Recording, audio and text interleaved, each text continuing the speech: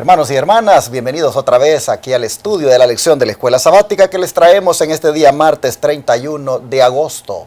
Se fue el mes de agosto y miren ustedes, el año también está para terminarse pronto, hermanos. Ya prácticamente nos va a ir quedando acá solo un mes para terminar este trimestre de estas lecciones tan hermosas que hemos tenido sobre el libro de los Hechos de los Apóstoles. Y hermano Tony, ¿cómo está usted esta mañana? Bienvenido. Gracias, pastor, estamos bien y pues doy gracias a Dios que estamos aquí ya en lo del martes, la lección del martes ya. Y cada día que estudiamos estas lecciones nos hacen meditar, bueno, hablo en lo personal, en cómo estamos viviendo en un tiempo en el cual estamos más cerca de la venida del Señor. Y todavía cómo estamos delante del Señor. Y Satanás sabe, eso estaba pensando yo, Satanás sabe de esto. Y cómo tiene más con qué entramparnos, entrampar. Hasta los niños pequeñitos ya tienen su celular y se enojan si se los quitas. Es cierto. Satanás está, pero si nos tiene, porque él sabe que le queda muy poquito tiempo. Y estas escuelas sabáticas nos están trayendo a que examinemos nuestra verdadera condición y posición en nuestra vida. ¿Cómo estamos? Hermano, medita. Tú, mi hermana, que me escuchas, tú, pastor, que también estás al frente de una congregación, también cuáles son los temas que tú le estás predicando. Estás predicándole todavía de, como dice el apóstol Pablo, la lechita, en vez de dar el manjar sólido. Y el manjar sólido es la verdad presente. Son lo que estamos viviendo, hermano. Yo no te juzgo, no te acuso, sino es una invitación a meditar y a venir a los pies de Cristo. Bueno, mis hermanos, también aprovecho para darle las gracias a los que están orando por lo que mencioné ayer, y es porque pronto tengamos los planos listos para presentar junto con la aplicación de permiso al condado y así poder tener el privilegio, hermanos, de construir ese centro de estilo de vida. Agradezco a los que están orando por esto, que están unidos con nosotros en oración para que estos planos, el arquitecto y el ingeniero, pues nos los entreguen muy pronto. El llamado este día nuevamente es para que sigamos orando por esto. Hermanos y hermanas, la oración eficaz del justo puede mucho, dice la palabra. Amén. Y yo los invito a que la ejerzamos, hermanos, esa oración eficaz, esa oración efectiva, basada en una fe en nuestro gran Dios y Salvador Jesucristo. Muchas gracias a los que también, aunque saben que todavía no hemos comenzado el proyecto, nos siguen enviando esas ofrendas, esos diezmos, esas donaciones, para que cuando ese permiso salga, nosotros podamos iniciar esa construcción y también para que sigamos predicando este mensaje por la televisión y la radio, como lo hemos venido haciendo ya por casi 8 años. Todo ha sido gracias a Dios y a los corazones de los hermanos y hermanas que envían diezmos, donaciones y ofrendas de diferentes partes. Y bueno, ustedes ven mi número de teléfono ahí en la esquina de la pantalla para que me llamen si ustedes quieren también aportar algo que Dios ponga en su corazón. Si no, pues la oración, hermanos, por este proyecto es lo que más les estoy pidiendo en este día. Bueno, ya se está acercando el sábado. A mí me gusta con tiempo avisar dónde voy a estar. Y mis planes son estar este sábado en la iglesia Advenimiento de Houston. Así que a todos los televidentes del canal 57.10 de esa gran metrópoli como es Houston, Texas, les invito para que nos congreguemos este sábado que viene, allí en el 1023 de la Harbor Street, Houston, Texas, 77020. Ahí donde rentamos en el Templo Pentecostés Los Lirios, ahí estaré predicando este sábado. Desde las 9 de la mañana en adelante el templo estará abierto. Así que hermano, hermana, que mire el canal 57.10 en Houston, venga, juntémonos este sábado, adoremos a nuestro Dios. Él se lo merece. Él es digno, hermanos, de que le demos homenaje en su día. Así que lo invito para que nos gocemos en el Señor este sábado que viene. Después de esta invitación procedo a pedirle a hermano Tony que ore por el estudio de hoy. Y ustedes, si pueden ahí arrodillarse, también arrodíllense. Amén. Para que oremos. Señor Dios santo y poderoso, amén. Al invocar tu santo y bendito nombre, te suplicamos perdón en nuestras faltas, nuestros pecados, Padre, amén. Y escuches esta plegaria. Solicitamos la presencia, Padre, de tu Santo Espíritu, amén, Padre. Que Él nos guíe en el estudio, que sea de mucha bendición para nosotros mismos y para todo aquel que le escucha. Pero hay una petición especial también por Flor Serrano, Padre, su mamá que está enferma. Señor, tú eres el dador de la vida. Amén. El hombre puede decir una cosa, pero tú puedes decir otra. Y tú lo has decidido con mi vida, Padre, porque de acuerdo a la ciencia, yo desde el 2012 debería de estar muerto, pero aquí estoy, amén, invocando tu santo nombre. Amén, Padre. Padre Celestial, porque tú eres el dador de la vida. Así pues, Señor, sé con esa familia, y tal vez hay otras familias más que también están con enfermedad y en necesidad, que puedan tener esa fe, esa confianza en ti, Padre, y puedan recibir ese milagro que tú tienes para Padre, ellos. Amén. En el nombre de tu Hijo amado, Cristo Jesús. Amén. Amén. Amén.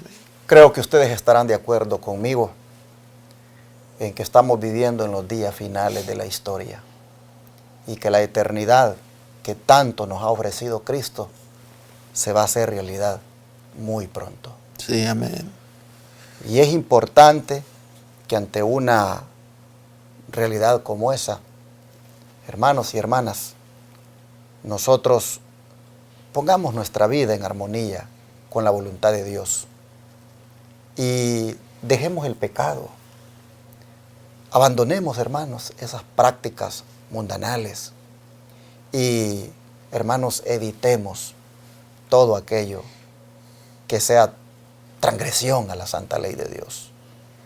Nosotros vamos a ver hoy cómo el gobernador Félix, tristemente, hermanos, ante una realidad como esta que les he mencionado, escogió mejor lo que le convenía y así despreció el gran regalo de Dios, como es el de la vida eterna. Bajo el subtítulo La eternidad frente a la conveniencia, vamos a mirar todavía a Pablo disertando, testificando ante Félix, y vamos a ver cómo él, hermanos, hizo una decisión fatal. ¿Qué tema, hermano Tony, había desencadenado la furia judía contra Pablo, para ir un poquito siempre en el contexto de por qué Pablo está hablando como está hablando ahí en el tribunal? Sí, en Hechos capítulo 24, del 17 al 21 primeramente, y luego los versículos 22 y 23, dice así: Después de una ausencia de algunos años, vine a Jerusalén a traer limosnas y ofrendas para los pobres. En eso yo estaba después de haberme purificado, sin multitud, sin alboroto, cuando unos judíos de Asia me hallaron en el templo. Ellos debieran comparecer ante ti y acusarme si tuvieran algo contra mí. O digan estos mismos si hallaron en mí alguna cosa mal hecha, cuando yo comparecí ante el concilio, a no ser que estando entre ellos dije en alta voz: acerca de la resurrección de los muertos soy juzgado hoy por vosotros. Aquí está el apóstol hablando acerca de la resurrección de los muertos, y eso fue lo que molestó a los saduceos y se formó el gran alboroto ahí. Y luego en el capítulo 24, ahí mismo versículos 22 y 23, dice: entonces Félix, que estaba bien informado de este camino, puso dilación, diciendo: cuando descienda el tribuno Lisias, acabaré de conocer vuestro caso. Y mandó al centurión que custodiara a Pablo, pero que le concediera alguna libertad y permitiera a sus amigos atenderlo y venir a él. Aquí Félix, bueno, en lo primero que leímos, aquí lo que formó, como ya mencioné, que se ofendieran mucho fue porque él habló acerca de la resurrección de los muertos. Era por lo que él estaba ahora allí siendo juzgado, acusado por los judíos. Es lo que piensa el apóstol Pablo. Dice, pues yo no hice nada malo, no hablé ni hice nada digno de que yo esté siendo acusado. Pero a lo mejor que yo hablé acerca de la resurrección de los muertos, y eso fue lo que les molestó. Entonces, después dice que Félix, que estaba bien informado de este camino, puso dilación. Y aquí me llamó la atención de que puso dilación en dar su juicio. ¿Y cuál era la dilación? Pues seguramente que no quería ofender a los judíos. No quería ofenderlos, hacerlos sentir mal, que debería quedar bien también con ellos. Y por eso es que detuvo lo del juicio, no dio una salida, una solución, mejor dicho. Cuando un juez, como lo era Félix, ya conoce bien un caso, está listo para dar un veredicto. Pero cuando aplaza el veredicto, es porque hay algo que él quiere considerar. En la política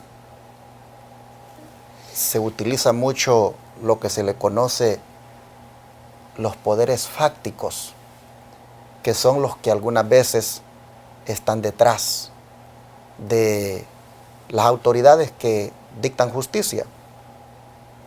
Y algunas veces jueces corruptos dilatan ciertos veredictos porque todavía necesitan hacer algunas consultas. Y casi por lo general, pues después de las consultas o después de esos poderes fácticos que los manipulan, terminan dando veredictos injustos.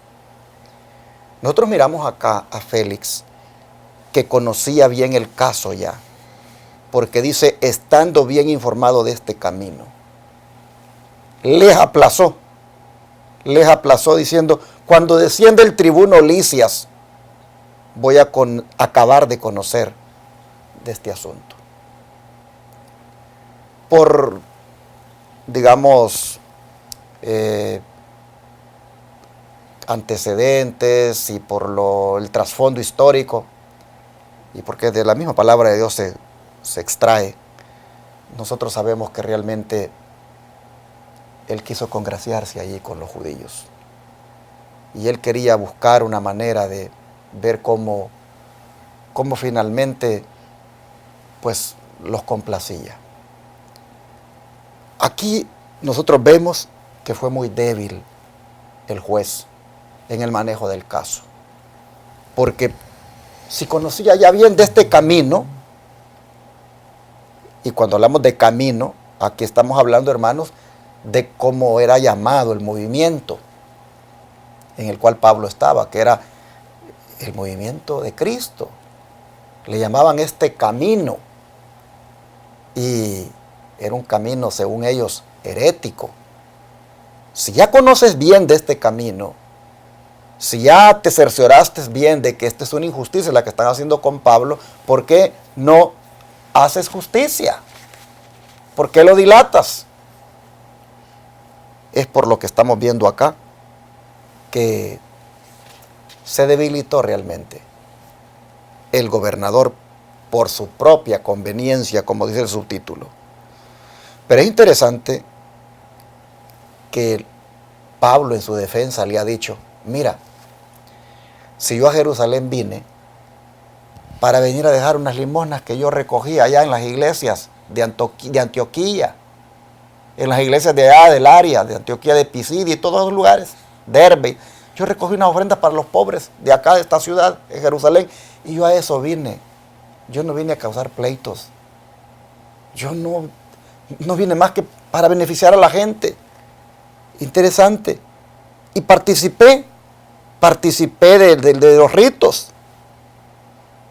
Y si hay algo de lo que me van a acusar, es de que yo alcé la voz y dije que de la resurrección de los muertos, por causa de ella, soy juzgado por ustedes. Si me van a acusar de que de algo, será de eso nada más. De que alcé la voz y terminaron ellos peleados, los saduceos y los fariseos, será de lo único que me pueden acusar. De que yo dije que acerca de la resurrección de los muertos soy juzgado por ellos. Así nosotros vemos, hermanos, que el tema de la resurrección había desencadenado la furia entre fariseos y saduceos, y ya Félix se da cuenta que aquí no es un asunto político, aquí no es un asunto donde esté en peligro la seguridad romana, aquí es un asunto religioso que les compete a ellos. Y bien puede hacer la decisión, pero no la hace. Y hermanos, aquí nos va dando a nosotros una perspectiva de lo que ocurre muchas veces con esas autoridades que están ahí sentadas en los tribunales y que deberían de hacer justicia cuando a los justos les son violados sus derechos. Aquí en Estados Unidos hay una corte, la Corte Suprema de Justicia, compuesta en su mayoría por jueces católicos. Ellos están puestos allí para que se respeten los derechos de los americanos, de la gente que vive en este país. Pero nosotros estamos viendo, hermanos, cómo algunas veces los jueces se debilitan ante la presión, o se debilitan por conveniencia. Y ya nosotros sabemos que en esta nación americana se van a violar los derechos religiosos. Está profetizado por la mensajera del Señor, Elena White, que se va a unir la iglesia con el Estado para imponer la ley dominical. Y esos jueces que hoy velan porque se respeten los derechos de la Constitución de este país, en los cuales está establecido que debe haber separación entre iglesia y Estado, y que no se tiene que obligar a nadie por asuntos religiosos, está profetizado por la mensajera del Señor Elena White, que esos jueces, esa Corte Suprema, hermanos y hermanas, no va a defender los derechos. Se unirá el poder civil con la iglesia para venir en contra de los hijos de Dios leales. Aquí nosotros vemos al gobernador, al juez, que en vez de dar sentencia, no la da. Porque, hermanos, hay un plan del enemigo. Y ya nosotros podemos ir, hermanos, preparándonos para saber también de que no necesariamente cuando comparezcamos a un tribunal y testifiquemos ahí de la verdad, no necesariamente nos van a oír o nos van a hacer caso y nos van a hacer justicia. Bueno, qué débil fue Félix, hermano. Y cómo el don de profecía nos habla más de esto. Sí, en la página 336 y 337 de Hechos de los Apóstoles, dice así: el apóstol Pablo, con fervor y evidente sinceridad, y sus palabras eran convincentes. Claudio Lisias, en su carta a Félix, había dado testimonio similar en cuanto a la conducta de Pablo. Además, Félix conocía mejor la religión judía de lo que muchos suponían. La sencilla declaración de Pablo sobre los hechos del caso capacitó a Félix para entender aún más claramente los móviles que regían a los judíos al acusar al apóstol de sedición y conducta traidora. El gobernador no iba a complacerlos condenando injustamente a un ciudadano romano. ni entregándolo para que lo mataran sin un juicio imparcial. Sin embargo, Félix no conocía ningún móvil más elevado que el interés propio, y estaba dominado por el amor a la alabanza y el deseo de ascender. El temor de ofender a los judíos le impidió hacer plena justicia al hombre que reconocía inocente, y decidió, por lo tanto, suspender el juicio hasta que Lisias estuviera presente. Sí, él sabía bien todo y él pudo haberlo dejado libre, ahí dar la sentencia, pero no, él quería quedar bien con los judíos, pero tal vez también quería sacar, como desgraciadamente sucede hoy en día. Saben que aquella persona es inocente, pero lo que quieren es estar sacando dinero, saque dinero, desgraciadamente. Así sucede cuando un abogado, cuando un juez es corrupto. Quieren, no van por hacer la justicia, sino por sacar el provecho a una costa de dejar en la miseria a aquellos a quienes deben defender. Pero hermanos y hermanas, nosotros vemos de que Félix se las va a ver otra vez con Pablo, porque al no hacerle justicia y más bien dejarlo que siga preso, solamente que manda un centurión ahí que lo cuide y que le conceden alguna forma. Este es un, ¿cómo le llaman ese tipo de cárcel? Domiciliar. Está preso en su domicilio. Bueno, allí más bien, no en su domicilio, pero es una cárcel domiciliar donde puede recibirse, dice, se le da alguna libertad y que no se le impida a ninguno de los suyos a que venga a servirle o a venir a él. No era un tipo de cárcel como la de un preso común, sino que era algo donde estaba privado de su libertad, pero en cierta manera con algunos beneficios. Sin embargo, se la va a ver otra vez con Pablo, porque resulta de que ahora la lección nos va a presentar lo que dijimos en el subtítulo, la eternidad frente a la conveniencia. Por conveniencia no le ha hecho justicia, por conveniencia ha aplazado el veredicto, y la eternidad ahora se le va a presentar de una manera que él tiene que ver qué va a hacer. ¿Y qué pasó, hermano Tony? ¿Qué actitud tuvo Félix ante lo que Pablo le dijo y cómo eso entristece el espíritu muchas veces? Sí, ahora los versículos 24 y 25 de ahí, de Hechos de los Apóstoles, capítulo 24, dice así: algunos días después vino otra vez Félix con Drusila, su esposa, que era judía. Llamó a Pablo y lo oyó acerca de la fe de Jesucristo.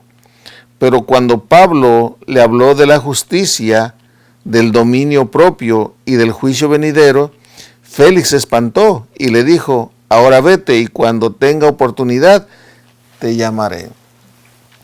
Aquí le presenta algunos puntos el apóstol Pablo, no sé cómo decirlo, puntos, conceptos, no sé, pero aquí dice que Pablo le habló de la justicia.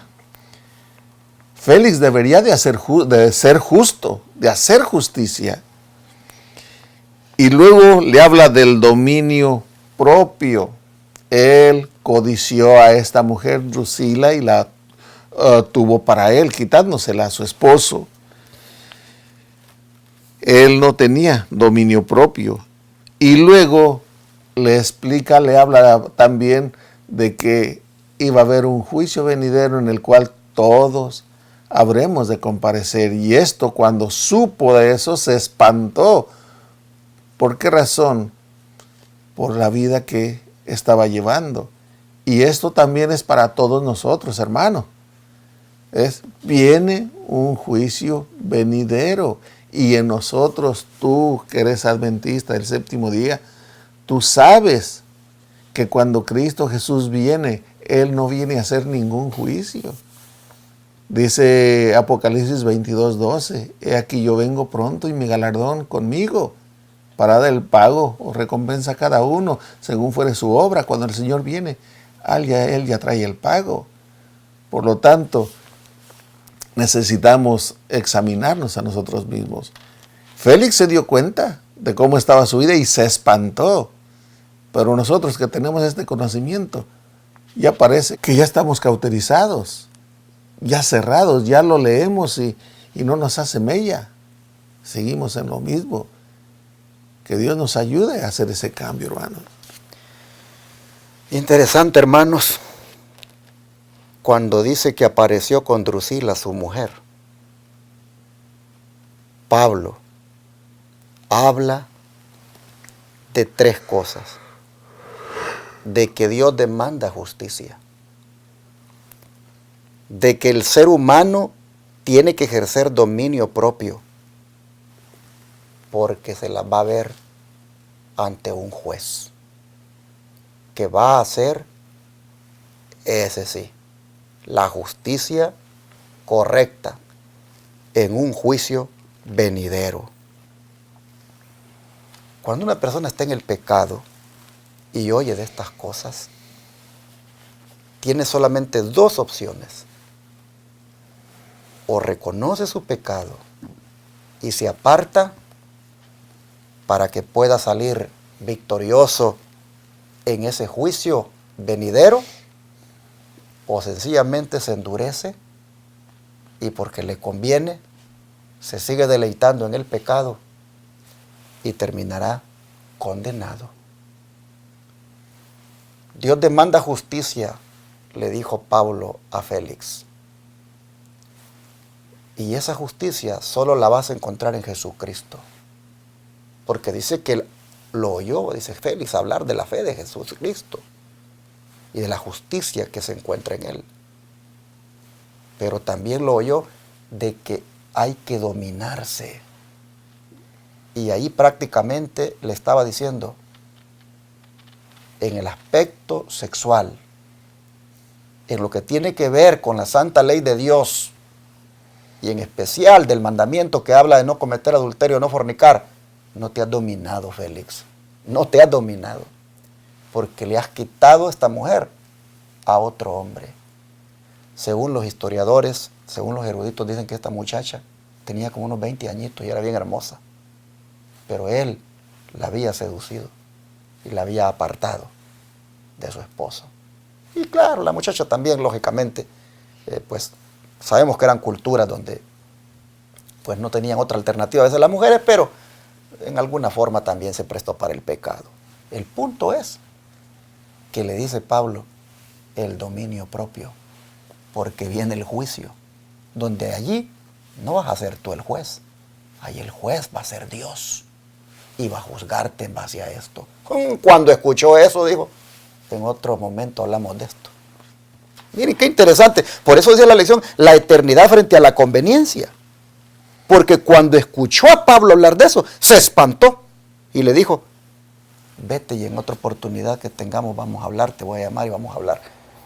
Hermanos y hermanas, este hombre ante la eternidad, en la cual, mejor dicho, todos nosotros nos la vamos a ver. Y tenemos, hermanos, desde ya la oportunidad de decidir a dónde la queremos pasar. Si perdidos eternamente o vivos con el Señor. Hermanos, tenemos que nosotros decidir ahora qué queremos. Pero qué lamentable es que por conveniencia la rechacemos, hermanos, la que tiene que ver con la salvación. Porque eternidad, miren, eternidad va a haber para todos.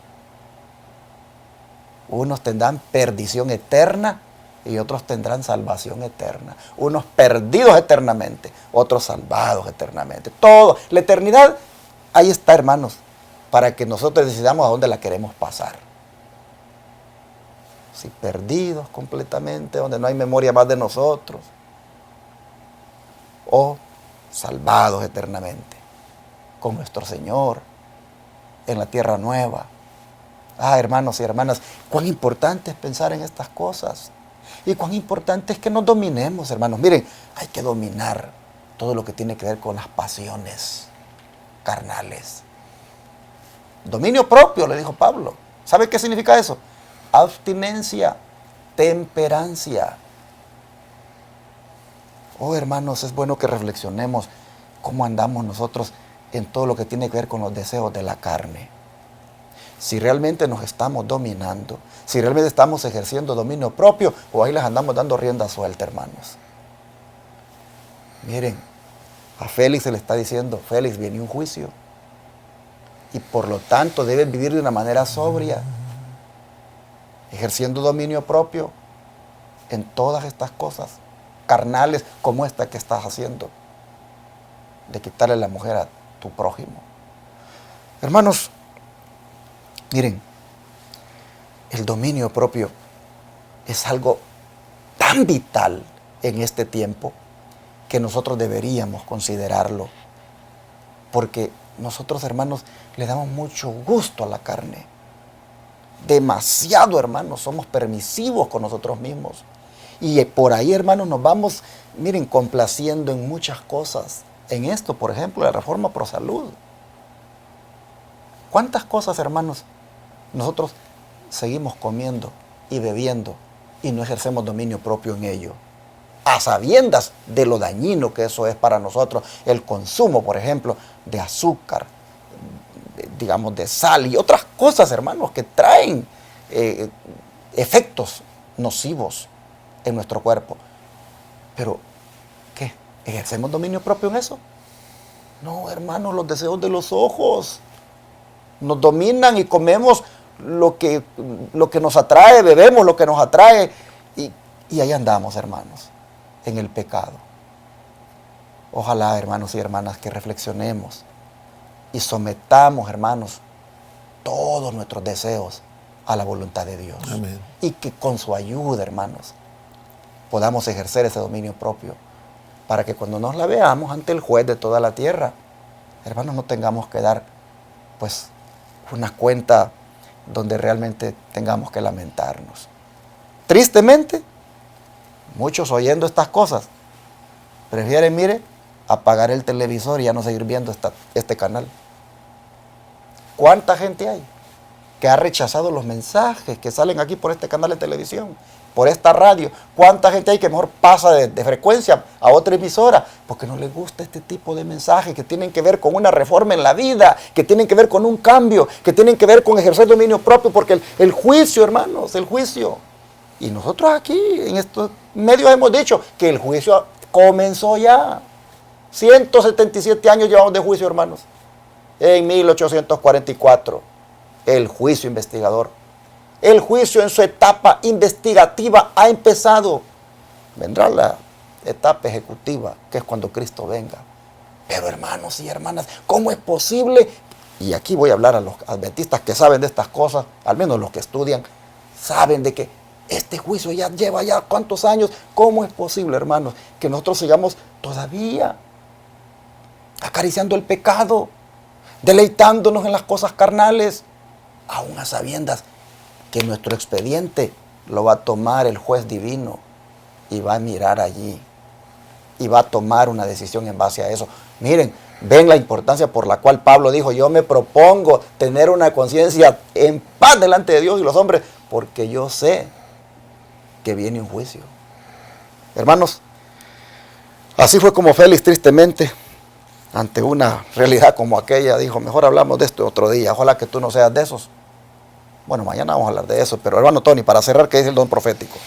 Sí, voy a leer dos citas. Una se encuentra en Hechos de los Apóstoles, la página 341, y la otra en Testimonios para la Iglesia, el tomo 4, página 110. Dice Hechos de los Apóstoles: Félix despreció el último ofrecimiento de gracia. Nunca más recibiría otro llamamiento de Dios. Nunca más. Y les voy a leer Romanos 3:15. Romanos 3:15 dice así: entre tanto que se dice, si oyeres hoy su voz, no endurezcáis vuestros corazones como en la provocación.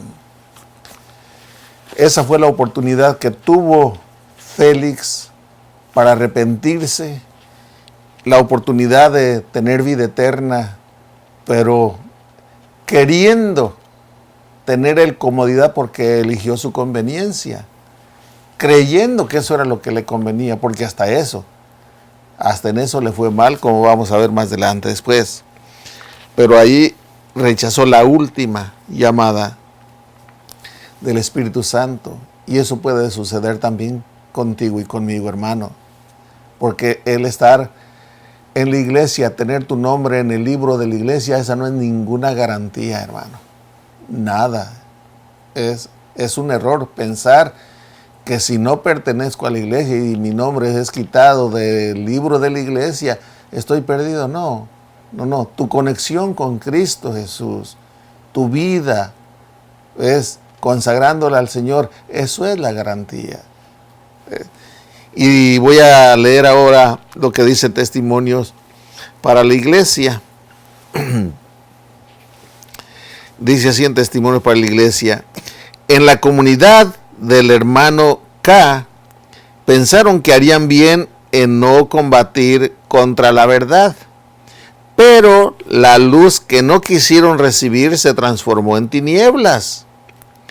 Se esforzaron por acallar sus conciencias diciendo al Espíritu del Señor: ahora vete, pero cuando tenga oportunidad te llamaré.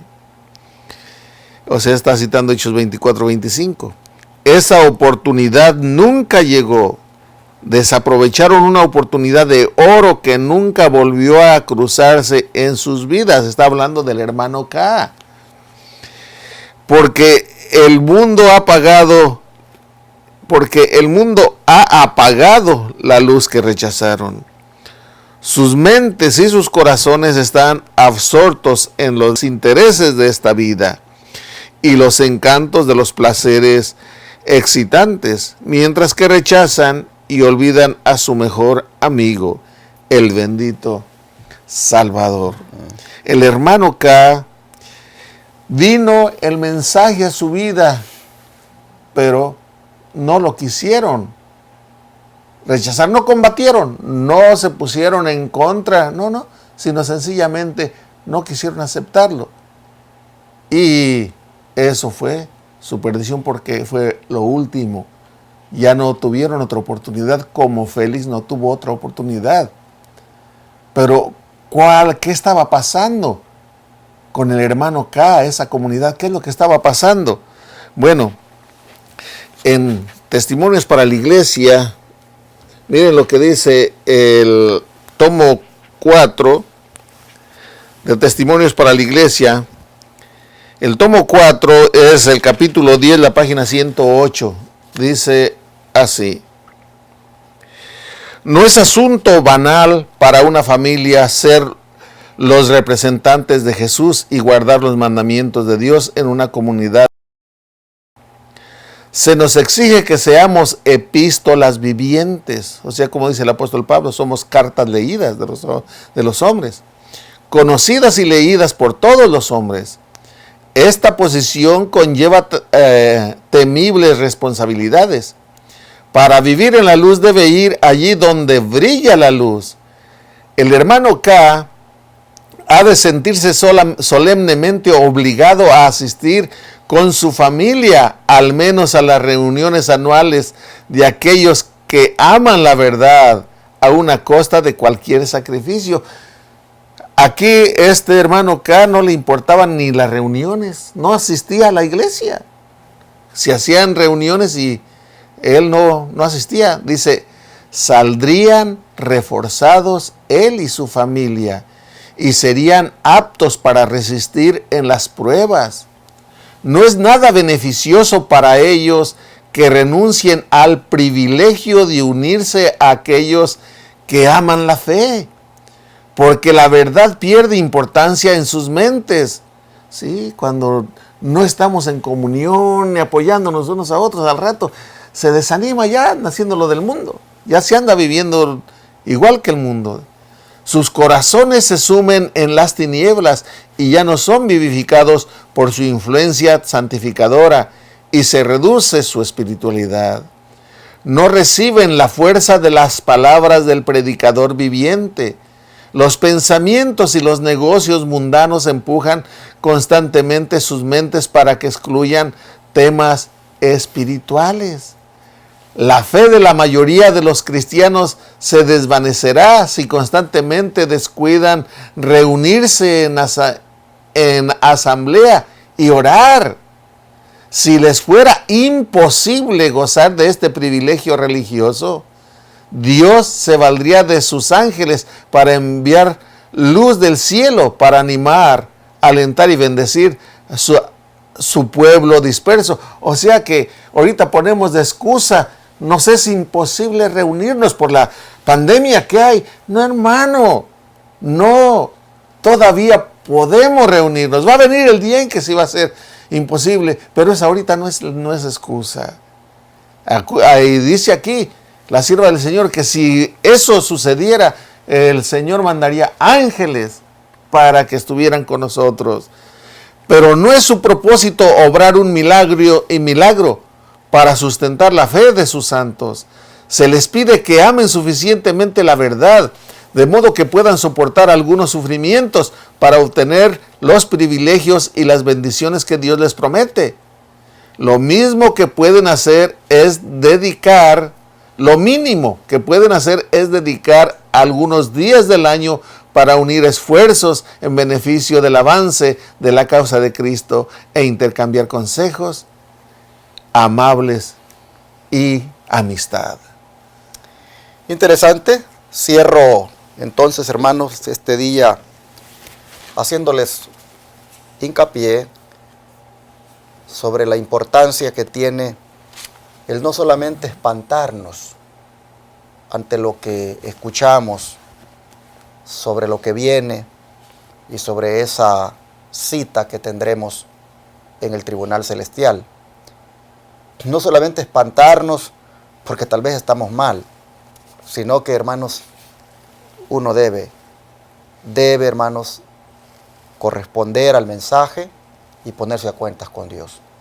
Félix se espantó, como muchos también hoy se espantan, pero de nada sirve espantarse si no hay una decisión consecuente.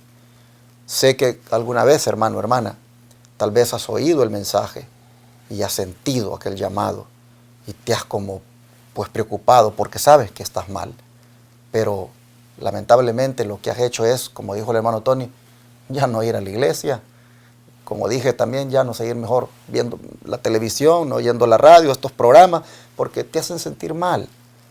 Hermano, hermana, si Dios ha hecho que te sientas mal, es porque Él te ama y Él quiere que haya un cambio en tu vida y Él te quiere cambiar, Él te quiere perdonar de lo malo que estás haciendo, pero si tú también, hermano, reconoces que está mal y verdaderamente quieres cambiar, Él te cambia, Él te perdona. Así que mi llamado en esta hora es, no solo te espantes porque un juicio viene y lo vas a enfrentar. No solo te espantes por eso porque estás en el pecado y pues te preocupa. No solo te espantes. Arrepiéntete, hermano. Arrepiéntete. Deja de hacer lo que estás haciendo y entrégate al Señor. Así la eternidad será tuya, pero al lado de Cristo. Bueno, habiendo visto entonces cómo Félix, tristemente, ante la eternidad, eligió lo que le convenía y pues eso, sin duda, para su propia perdición, vamos a orar para que eso no lo hagamos nosotros. ¿Qué les parece? Vamos a rodearnos. Padre Celestial, la eternidad para nosotros también está a las puertas. Y es importante que nosotros nos preparemos para elegir dónde la queremos pasar. Habiendo oído, Padre, que la justicia, el dominio propio, que no es otra cosa que el abandono del pecado, el vivir conforme a tu justicia, eso, Señor, es lo que tú demandas. Padre, nosotros entonces aquí te suplicamos que perdones el pecado de nuestra vida, que perdones también a nosotros, Señor, la rebelión, la injusticia, toda la pecaminosidad e inmundicia que pudimos haberte presentado hasta aquí, te pedimos perdón, pero al mismo tiempo invocamos la sangre de Cristo para Amén. que en ella seamos lavados Amén. y limpiados. Amén. Y estar así, Señor, preparados para enfrentar el juicio venidero. No sabemos, Señor, en qué momento nuestro nombre será tomado en ese juicio que ya empezó para determinar un veredicto en base a lo que hayamos hecho. No sabemos cuándo será. Y queremos pedirte que independientemente de cuándo eso sea, nosotros, Señor, estemos a cuentas contigo desde ya, haciendo de Cristo nuestro abogado, para que cuando sea nuestro juez, todo salga bien a nuestro favor. Amén. Pedimos, Señor, tu ayuda y rogamos por aquellos que tal vez solo se han espantado, para que puedan, Señor, salir del estupor, del adormecimiento en el que están, y puedan más bien, Señor, humillarse delante de ti. Amén. Rogamos, Padre, tu ayuda, en el nombre de Jesús. Amén. Amén.